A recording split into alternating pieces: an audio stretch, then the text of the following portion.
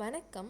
இன்றைய நாள் தை மாத வளர்ப்பிறை சதுர்த்தி ஆகும். இந்த தை மாத வளர்ப்பிறை சதுர்த்தியை வர சதுர்த்தி என்றும் கூறுவர், அதாவது வரமளிக்கும் சதுர்த்தி.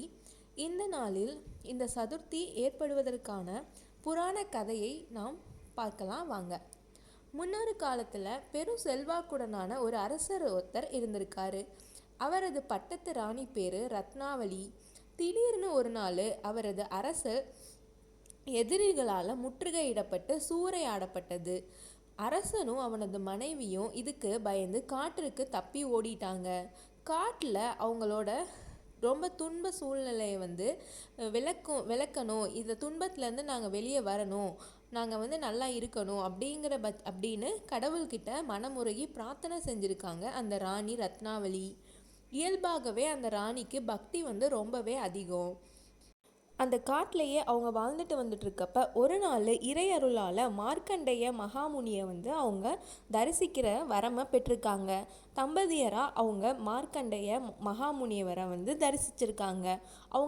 அவங்களோட குறையை தீர்க்குமாறு அவங்க வேண்டியிருக்காங்க.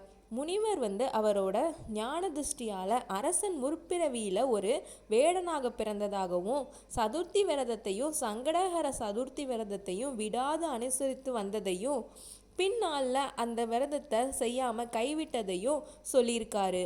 அந்த பிறவியின் விரத பலனால தான் இந்த பிறவியில் அரச போகம் கிட்டியதையும் சொல்லியிருக்காரு.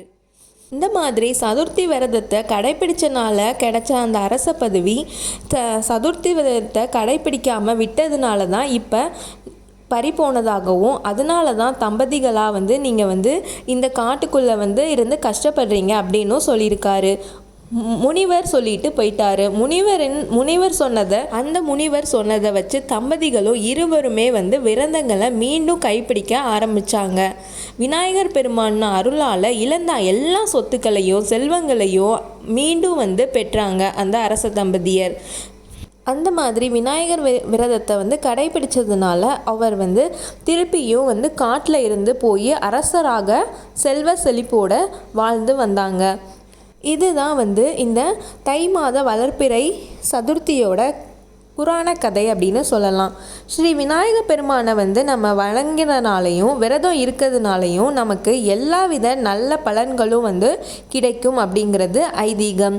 நீங்களும் இந்த விரதத்தை கடைபிடித்து இந்த புராண கதையும் கேட்டு உங்களுக்கு உங்களோட ஆசையை நீங்கள் நிறைவேற்றி கொள்ளலாம். வரம் தரும் வர சதுர்த்தியை நீங்கள் மிஸ் பண்ணிடாமல் இந்த நாள் விநாயகரை வணங்கி எல்லா வித நலனும் பெறுங்க.